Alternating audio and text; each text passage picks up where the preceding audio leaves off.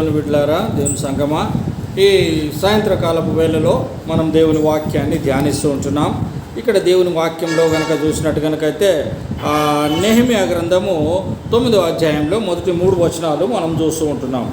ఈ మొదటి 3 వచనాల్లో మనం గమనిస్తున్నది ఏంటంటే, ఈ నెల 24వ దినమందు ఇశ్రాయేలీయులు ఉపవాసముండి గోనెపట్ట కట్టుకొని తల మీద దూరి పోసుకొని కూడి వచ్చిరి. ఇశ్రాయేలీయులు అన్యజనులందరి నుండి ప్రత్యేకింపబడిన వారై నిలువబడి తమ పాపములను, తమ పితరుల పాపములను ఒప్పుకొనిరి. మరియు వారు ఒక జాము సేపు తామున్న చోటనే నిలువబడి తమ దేవుడైన యెహోవా ధర్మశాస్త్ర గ్రంథమును చదువుచూ వచ్చిరి. ఒక జాము సేపు తమ పాపములను ఒప్పుకొనుచు దేవుడైన యెహోవాకు నమస్కారము చేయుచు వచ్చిరి. దేవునికి స్తోత్రం, హల్లెలూయా. ఇక్కడ మరి మనము గమనిస్తున్నటువంటి విషయము, ఇక్కడ 4-5 విషయాలు ఉంటున్నాయి. ఒకటి ఏంటిదంటే, అసలు మనము ప్రార్థన చేస్తున్నాం, ప్రార్థన ఎందుకు చేస్తున్నాం అనేది ముఖ్యమైనటువంటి విషయం. ప్రియమైనటువంటి దేవుని బిడ్డలారా, జాగ్రత్తగా వినాలి. ఇంకొక మాట ఏంటంటే, మనము కొన్ని దేవుడు మాట్లాడే విషయాలు ప్రత్యేకంగా ఉంటాయి. అది ఒక 100 మందిలో మాట్లాడినా కానీ కూడా దేవుడు ఎవరితో మాట్లాడాలో వాళ్ళతోటే మాట్లాడతాడు. మిగతా 100 మంది కిటికీలకి వెళ్ళి చూసుడు, అక్కడ చూసుడు, ఇక్కడ చూసుడు చేస్తూ ఉంటారు. అయితే దేవుడు మాట్లాడాల్సింది అందరితోటి కాదు, కొందరితోటి మాట్లాడతాడు. మరి ఇక్కడ మనం కొందరమే ఉన్నామంటే దేవుడు మనకు కొందరితోటి మాట్లాడాలని నిర్ణయించుకున్నట్టున్నాడు. కనుక మరి ఆయన ఏం నిర్ణయించుకున్నాడో అది మాత్రమే జరుగుతుంది. ఇక మిగతా వాళ్ళు విన్నట్టుగాను, తిన్నట్టుగాను కనబడతారు గాను, వినబడరు, తినబడరారు, అట్లా ఉంటారు. ఇప్పుడు ఇక్కడ 5-6 ఎంతమంది ఉన్నాము, మనం 4-5 ఉన్నాము. ఉన్నగాని కూడా 4-5 దేవుని వాక్యాన్ని వినరు. అయితే వినేటోళ్ళు కొంతమంది ఉంటారు, అక్కడిక్కడ చూసేటోళ్ళు ఉంటారు. ఇంట్లో కూడా ఈ 4-5 కూడా అక్కడిక్కడ చూస్తారా లేదా? చూస్తారు కదా, దేవుని వాక్యాన్ని చక్కగా వినరు. అయితే ఇక్కడ ఏంటంటే, ఎలాంటి ప్రార్థన చేస్తే దేవుడు మనకు సమాధానం ఇస్తాడు, ఎలాంటి ప్రార్థన చేస్తే అంటే ఏ విధంగా అడిగితే మనకు ఆన్సర్ వస్తుంది, బాగుంటుంది అది. అయితే ఇక్కడ ఏంటంటే, ఎలాంటి ప్రార్థనకు దేవుడు సమాధానం ఇస్తాడు. ప్రార్థన అందరు చేస్తారు, ఆన్సర్ రాదు. చర్చికి అందరు వస్తారు, సున్ననే. అందరు కూర్చుంటారు వినడానికి, సున్ననే. ఎవరితోటి మాట్లాడతాడో దేవుడు వాళ్ళతోటే మాట్లాడతాడు. ఎవరి ప్రార్థన వినాలనో వాళ్ళ ప్రార్థనే వింటాడు, అందరి ప్రార్థన వినాడు. గుంపులు వస్తారు మందిరానికి, చర్చిలకు గుంపులు వస్తారు. ఉత్త గుంపులే అవి, పనికిమాల గుంపులు అవి. యేసుప్రభు దగ్గరికి చాలామంది వచ్చారు, గుంపులు. యేసయ్య అన్నాడు, కొందరు తినటానికి వస్తున్నారు మీరు అన్నాడు, కొందరు బట్టల కొరకు వస్తున్నాడు అన్నాడు, కొందరు తినడానికి వస్తున్నాడు, కొందరు బట్టలు ఇస్తారని వస్తున్నారు, కొందరు ఇంకేమన్నా ఇస్తారని వస్తున్నారు. ఇవాళ చర్చిలకు కూడా రావాలంటే కూడా వాళ్ళకి అట్లనే ఉంటుంది. ఏమన్నా ఇస్తారేమో మా చర్చికి పోతే ఏమని ఇచ్చుడేంద్రా నాయనా, నువ్వు చస్తే పరలోకం పోతావు అని చెప్తున్నాం. పరలోకం పోకుండా నువ్వు ఇక్కడ ఉండి నువ్వు బట్టలు తీసుకుంటే ఏంటిది, నువ్వు తిండి తింటే ఏంటిది, ఏం చేస్తే ఏంటి, అన్నీ సున్ననే. కావున ప్రియమైనటువంటి దేవుని సంగమ, దేవుని బిడ్డలారా, జాగ్రత్తగా వాక్యం వినడానికి ప్రయత్నం చేయండి. ఎలాంటి ప్రార్థనకు దేవుడు సమాధానం ఇస్తాడు? ఒక్క మానవుడు కూడా సమస్య లేకుండా లేడు. ప్రతి ఒక్క మానవునికి సమస్య ఉన్నది. యేసయ్య అంటున్నాడు, ఎవరైనా పర్వాలేదు నా దగ్గరికి రండి, కులం మతం ఏం లేదు, ఎవరైనా పర్వాలేదు నా దగ్గరకు రండి, నన్ను అడగండి, నేను మీకు సహాయం చేస్తా అంటున్నాడు. మరి అంత మంచి మాట చెప్పినప్పుడు ఆయన దగ్గరకు వచ్చి మరి ఆయన ఇచ్చే సహాయం తీసుకోవచ్చు కదా. రావడం లేదు, సహాయం తీసుకోవడం లేదు. ఒకవేళ వచ్చినా ఆయన మాట వినరు, ఆయన సహాయం తీసుకోరు. ఏదో ఊరికే వచ్చినామన్నట్టు వస్తుంది. అయితే ఎలాంటి ప్రార్థనకు ఆయన సమాధానం ఇస్తాడు అంటే, ఇక్కడ ఇజ్రాయెల్ ప్రజలు ఏం చేస్తున్నారంటే, తమను తాము తగ్గించుకొని వినయంతో ప్రార్థన చేస్తారు. ప్రార్థన చేసేటప్పుడు కూడా వినయ విధేయతలు ఉండాలి. అంటే పెద్దవాళ్ళ దగ్గరికి పోయి మాట్లాడేటప్పుడు కొంచెం దిమాగ్ సెంటర్లో పెట్టుకొని మాట్లాడాలి అంటారు కదా. పెద్దల దగ్గరికి పోయినప్పుడు కొంచెం చూసుకొని మాట్లాడాలి, ఇష్టం వచ్చినట్టు మాట్లాడితే కుదరదు. ఇప్పుడు టీచర్ దగ్గరికి స్టూడెంట్ వస్తాడు, వచ్చి టీచర్తో ఎట్లా మాట్లాడాలో అట్లనే మాట్లాడాలి. ఫ్రెండ్స్ తోటి మాట్లాడినట్టు మాట్లాడితే మంచిగా ఉండదు కదా. ఉపాధ్యాయురాలితోటి ఉపాధ్యాయుడితోటి ఎలా మాట్లాడాలో అలాగే మాట్లాడాలా. వినయ విధేయతలతోటి మాట్లాడాలి. అలాగే నీ దగ్గర వినయం అనేది ఫస్ట్ నువ్వు సంపాదించుకోవాలి. ఏసై దగ్గర వినయం సంపాదించుకొని ఆ వినయంతో నిన్ను నీవు తగ్గించుకొని ప్రార్థన చేయాలి.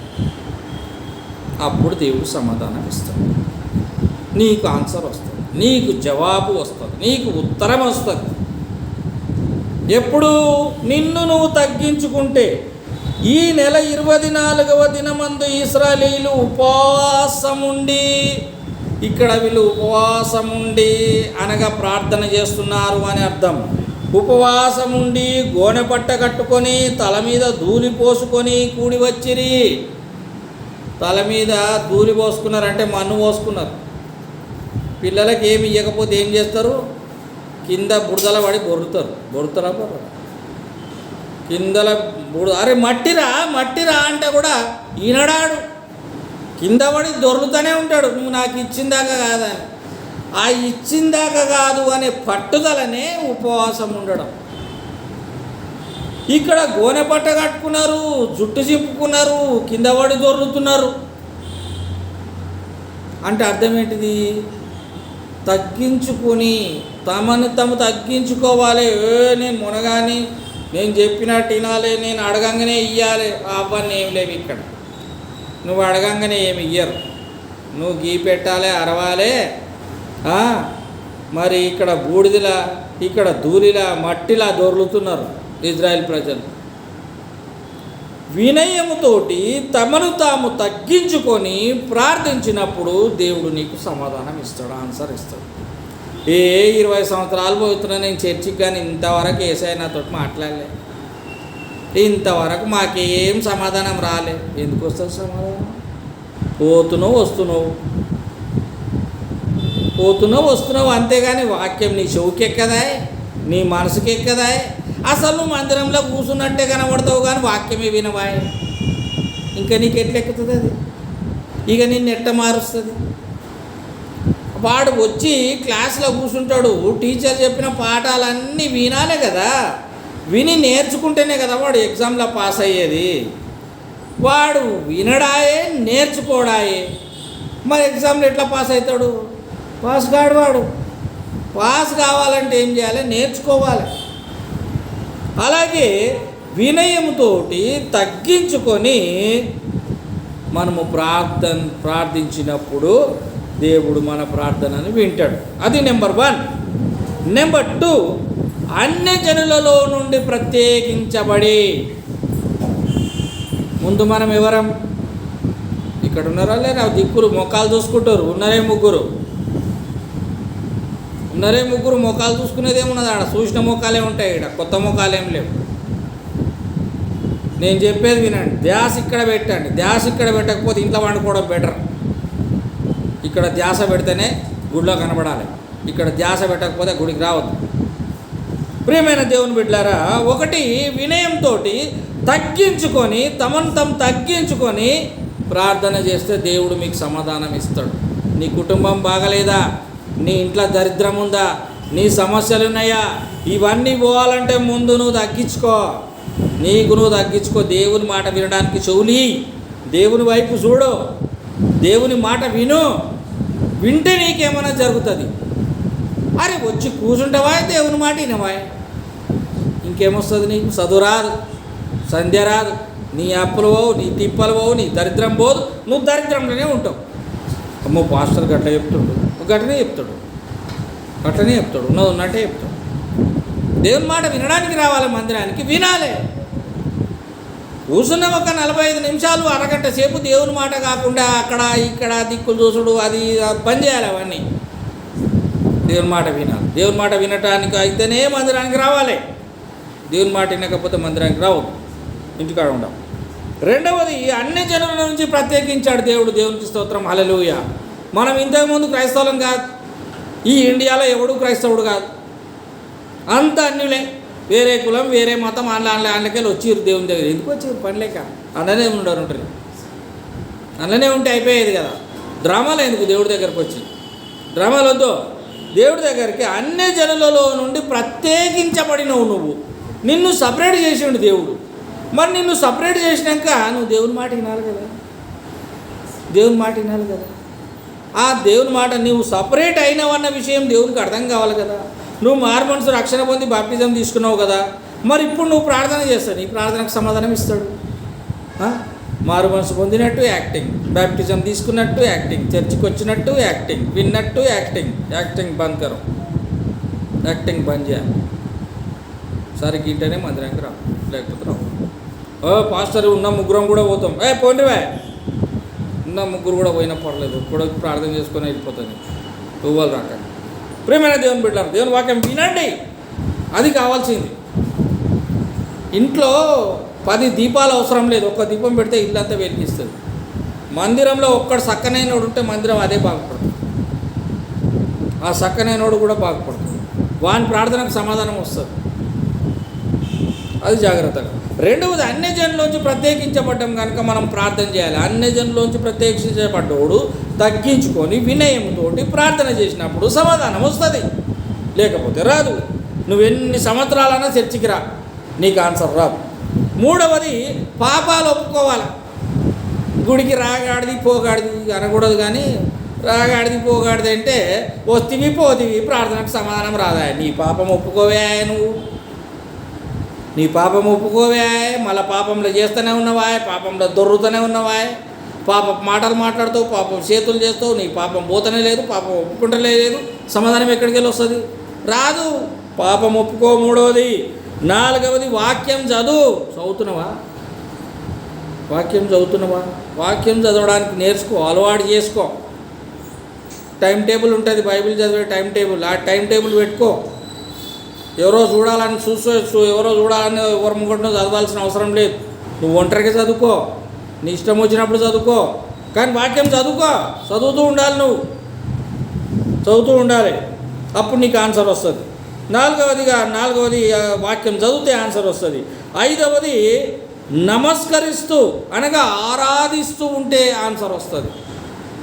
దేవుణ్ణి ఆరాధిస్తూ ఉండాలి. మందిరంలో ఆరాధించాలి, నువ్వు కూర్చున్నప్పుడు ఆరాధించాలి, పడుకున్నప్పుడు ఆరాధించాలి, ఎక్కడైనా పోయేటప్పుడు ఆరాధించాలి. నీ మనసులో ధ్యాస ఉండాలి. ధ్యాస ఏసయ్య అనే ధ్యాస. కూర్చుంటే ఏసయ్య, లేస్తే ఏసయ్య. ఉందా లేదా? ఉంటలేదు. ఉండాలి. ధ్యాస ఉండాలి. ఏసయ్య మీద ధ్యాస ఉండాలి. ఎక్కడ చూసినా నీకు ఏసయ్య కనబడాలి. అప్పుడు నీ ప్రార్థనకు సమాధానం వస్తుంది. నువ్వు చేసే ప్రార్థనకు సమాధానం వస్తుంది. నీకేం కావాలనో అది ఇస్తాడు దేవుడు. అది 5వదిగా చూస్తున్నాము. 6వదిగా చూస్తే మొర్రపెట్టుచు, దేవునికి మొర్రపెట్టుచు ప్రార్థించాలి. మొర్రపెట్టుచు అంటే మొర్ర అంటే ఏంటిది? ఏడుపు. మందిరానికి వస్తే మమ్మల్ని ఏడుమంటావా సార్? నేను ఏడుమంటలే. యేసయ్య చెప్తున్నాడు మొర్రపెట్టు అని. నిజముగా మొర్రపెట్టు వానికి నేను సమాధానం ఇస్తా అంటాడు ఆయన. ఎవరైతే మొర్రపెడతారో యేసయ్య దగ్గర వాళ్ళకు సమాధానం ఇస్తాడు. మొరపెట్టుచూ ప్రార్థన చేయాలి, సమాధానం వస్తుంది. స్తుతిస్తూ ప్రార్థన చేయాలి, సమాధానం వస్తుంది. తర్వాత ఈ సృష్టి నిర్మాణకుడు, ఈ సమస్తాన్ని కలుగజేసిన వాడు దేవుడు అనేది నువ్వు గుర్తుపట్టుకొని అది జ్ఞాపకం చేసుకుంటూ నువ్వు ప్రార్థన చేయాలి, నీకు సమాధానం వస్తుంది. చెట్టును సృష్టించిన ప్రభువానికి స్తోత్రం, గుట్టను సృష్టించిన ప్రభువానికి స్తోత్రం, జంతువులను సృష్టించిన ప్రభువానికి స్తోత్రం, పక్షులను సృష్టించినవు ప్రభువానికి స్తోత్రం, సర్వం సృష్టించినవు, అందులో నన్ను కూడా సృష్టించినవు తండ్రి నీకు స్తోత్రం. ఇలాగ స్తోత్రం చెప్తూ ప్రార్థన చేస్తే నీకు సమాధానం వస్తుంది, లేకపోతే సమాధానం రాదు. అంత మాత్రమే కాకుండా నీ పితరులు చేసినటువంటి మేలు, మీ మమ్మీ డాడీలు, మీ తాతలు ముత్తాతలు ఏమైనా మేలే చేసిరా కీడే చేసిరా? ఒకవేళ కీడు చేస్తే వాళ్ళ కీడు నువ్వు ఒప్పుకోవాలి. మా తల్లిదండ్రులు చేసింది తప్పు, వాళ్ళ తరపున నేను ఒప్పుకుంటున్నా కనుక నాకు సమాధానం ఈ తండ్రి అని ప్రార్థన చేయాలి. మన తల్లిదండ్రుల పాపాలు ఒప్పుకోవాలి, ముత్తాతల పాపాలు ఒప్పుకోవాలి, మన పాపాలు ఒప్పుకోవాలి.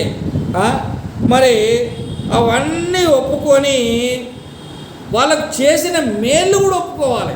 వాళ్ళ తప్పులు ఒప్పుకోవాలి, వాళ్ళకు చేసిన మేళ్ళు ఒప్పుకోవాలి. ఒప్పుకొని వాటిని జ్ఞాపకం చేసుకుంటూ మనము ప్రార్థన చెయ్యాలి. ఆ ప్రార్థనకు సమాధానం వస్తుంది. మనం చేసే ప్రార్థనలు చాలా ఉన్నాయి, చాలా ప్రార్థనలు చేస్తాం, కానీ ఒక్కదానికి ఆన్సర్ రాదు. ఒక్కదానికి ఆన్సర్ రాదు. ప్రార్థన చేస్తూనే ఉంటాం మనం. లాభం లేని ప్రార్థనలు వద్దు.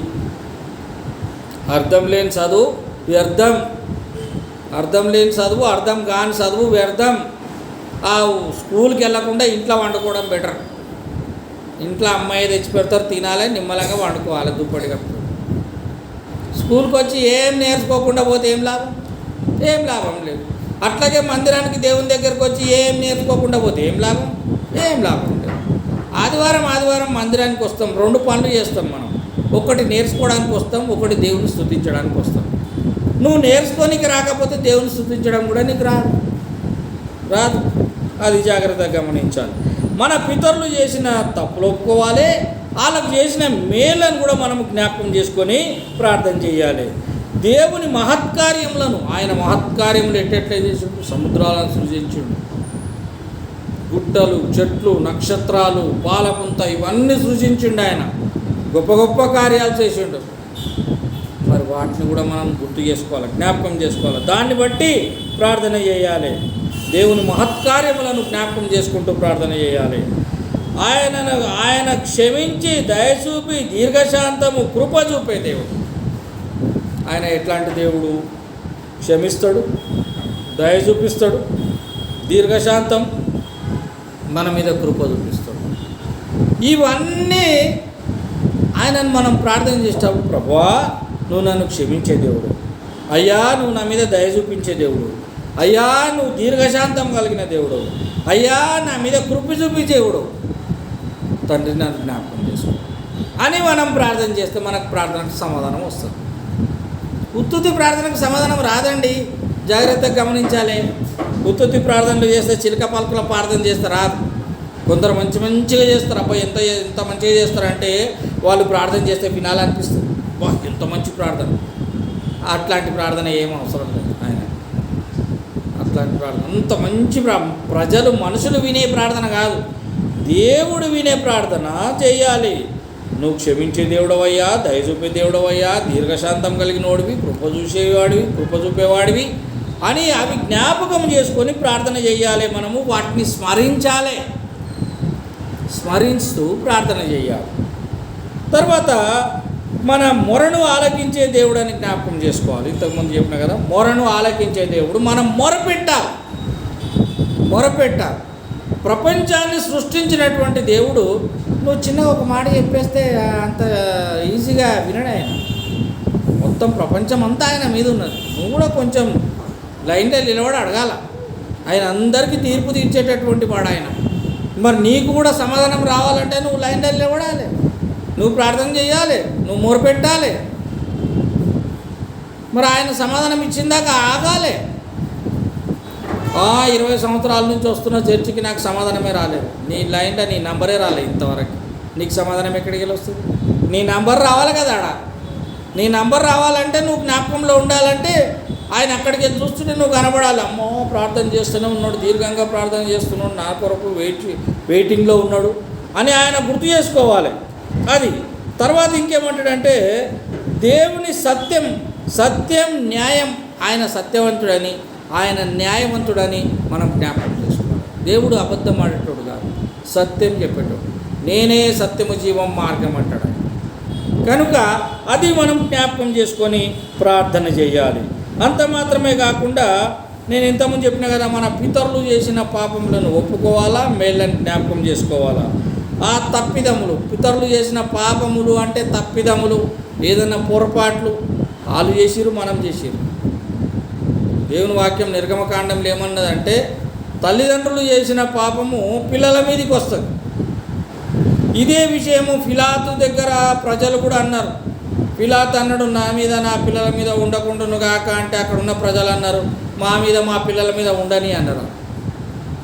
ఆ మహాత్ములు ఆ దినాల ఆ మాట మాట్లాడారు కనుక ఈ దినం మన మీదకి వచ్చింది ఆ పాపం. మా మీద మా పిల్లల మీద ఉండని కాక అన్నారు. అందుకే మనము ఆ పాపంలో పడిపోతున్నాం. కనుక మన పితరుల పాపం ఒప్పుకోవాలి, మన పాపం ఒప్పుకోవాలి, వాళ్ళ తప్పిదాలు ఒప్పుకోవాలి, మన తప్పిదాలు ఒప్పుకోవాలి, ప్రార్థన చేయాలి.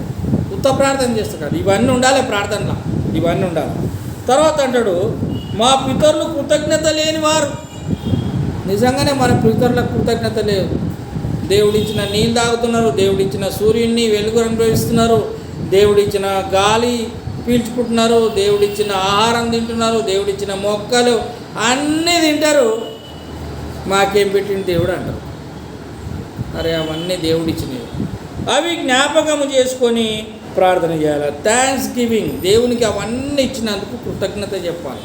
కృతజ్ఞత చెప్పి ప్రార్థన చేయాలి. ఆ విధంగా ప్రార్థన చేస్తే మనకు సమాధానం వస్తుంది.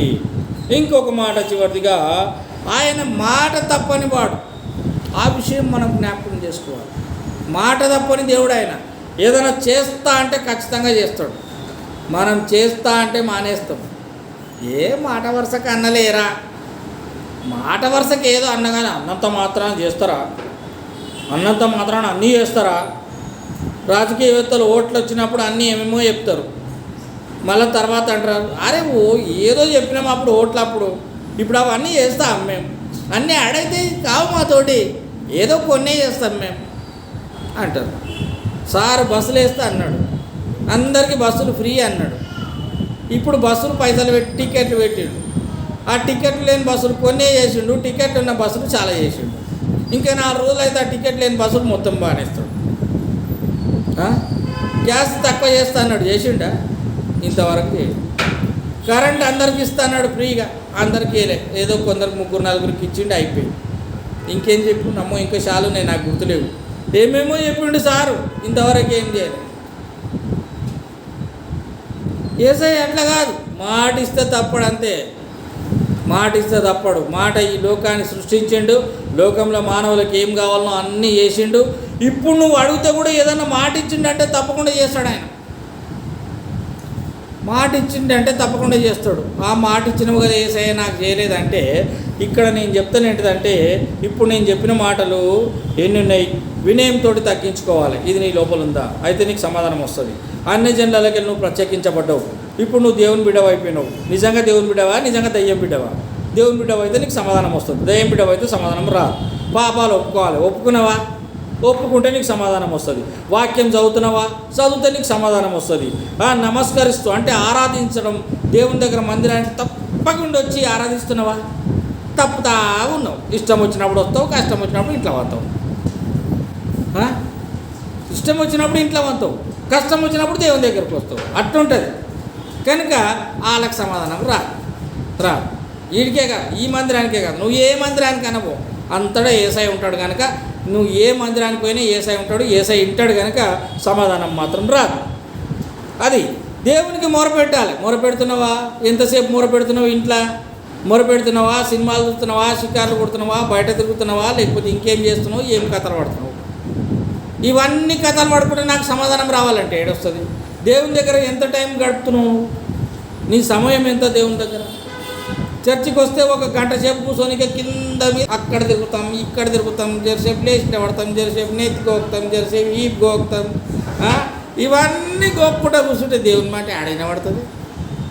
ఏమడు? 1 గంట సేపే నువ్వు కూర్చోలేకపోతున్నావు. ఇంట్లో నువ్వు ఎంతసేపు ప్రార్థన చేస్తున్నావు? ఏమో అది నీకే తెలియాలి. దేవునికి మొరపెట్టాలి, దేవుని స్తుతించాలి, అప్పుడు ప్రార్థనకు సమాధానం వస్తుంది. అయితే ఈ సృష్టి నిర్మాణం దేవుడు ఏమేమి చేసిండో సృష్టిలో వాటిని అన్నిటిని జ్ఞాపకం చేసుకొని ప్రార్థించమన్నాడు. నీకు సమాధానం ఇస్తున్నాడు. చేస్తున్నావా లేదా? మీ పితరుల పాపాలు, నీ పాపాలు, వాళ్ళ మేలు, నీ మేలు నువ్వు గుర్తు చేసుకుంటున్నావా? అయితే నీకు సమాధానం వస్తుంది. దేవుడు నీతిమంతుడు, ఆయన మాటిస్తే తప్పడు అని నీకు అర్థమైందా? ఒకవేళ నీకు అర్థమైతే నీకు సమాధానం వస్తుంది. అర్థం కాకపోతే నీకు సమాధానం రాదు. ఆయన మహత్కార్యములు, గొప్ప గొప్ప కార్యాలు చేసిండు, సముద్రాన్ని పాయలు చేసిండు. నీ వల్ల అవుతుందా? మీ తాత వల్ల అవుతుందా? మీ ముత్తాత వల్ల అవుతుందా? లేక ఇంకా వేరే వేరే దేవుళ్ళు ఉన్నారు, ఎవరి వల్ల అవుతుందా? ఎవరి వల్ల కాదు. మరి ఆయన వల్ల అవుతుంది.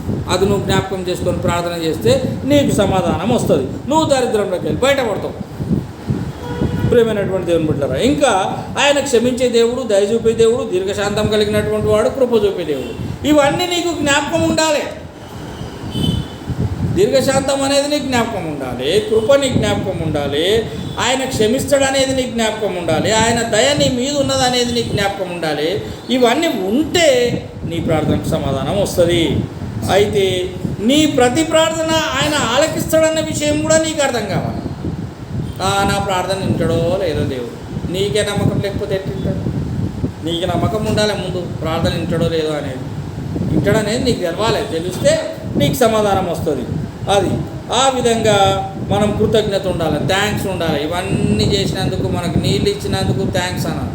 మనం మంచిగానే తింటాం కానీ గుర్తు చేసుకొని తిను. దేవుడు అంటాడు, నేను ఇచ్చిన ప్రతిదీ జ్ఞాపకం చేసుకొని థ్యాంక్స్ చెప్పి తినమంటాడు. ఆహారం మీరు ప్రార్థన చేయకుండానే మింగుతారు అని ఉన్నది బైబిల్లో. ప్రార్థన చేయకుండానే గుట్ట వేసేస్తాం. వద్దంటున్నాడు ఆయన, ప్రార్థన చేసి తినమంటున్నాడు. నేను ఇచ్చిన దానికి థ్యాంక్స్ చెప్పండి అంటున్నాడు. ఇవన్నీ చేసినోడు, చెయ్యబోతున్నోడు మాట తప్పని దేవుడు. ఆయన ఇస్తే మాట నెరవేరుస్తాడు, ఆయన ఇస్తే మాట నెరవేరుస్తాడు. కనుక మరి ఆయన ఏమంటాడంటే, నేను చెప్పినట్టు నువ్వు విని ఈ దినం నేను ఏదైతే సెలవిచ్చినో అవన్నిటి ప్రకారంగా నువ్వు ప్రార్థన చేస్తే నీ ప్రార్థనకు సమాధానం వస్తుంది. నీ ప్రార్థనకు సమాధానం రావడం లేదంటే నువ్వు ఎక్కడనో తప్పిపోతున్నావు, నువ్వు ఫెయిల్ అయిపోతున్నావు. అంటే నువ్వు సరిగ్గా చదువుకోవడం లేదు, నీకు జ్ఞాపక శక్తి సరిగ్గా లేదు, నువ్వు చదివింది గుర్తుంటలేదు, మందిరానికి వచ్చి చెప్పింది గుర్తుంటలేదు, అది బుర్రలోకి ఎక్కుతలేదు, అది పని చేస్తలేదు, ఆ చెట్టు ఎండిపోతుంది, నువ్వు చచ్చిపోతున్నావు. అట్లా జరుగుతుంది. కనుక ప్రియమైనటువంటి దేవుని బిడ్డలారా, దేవుని సంగమా, దేవుడు చెప్పిన మాటలు జాగ్రత్తగా విని ఆయన మాట ప్రకారంగా మనం జీవించి ఆయన ఏ విధంగా ప్రార్థన చేయమన్నాడో ఆ విధంగా మనం ప్రార్థన చేస్తే మనకు సమాధానం వస్తుంది. అప్పుడు దేవుడు నన్ను దీవించి ముందుకు నడిపిస్తాడు. అలాగూ మన ప్రభు అయినటువంటి యేసుక్రీస్తు మనల్ని దీవించి ముందుకు నడిపించును గాక. ఆమేన్.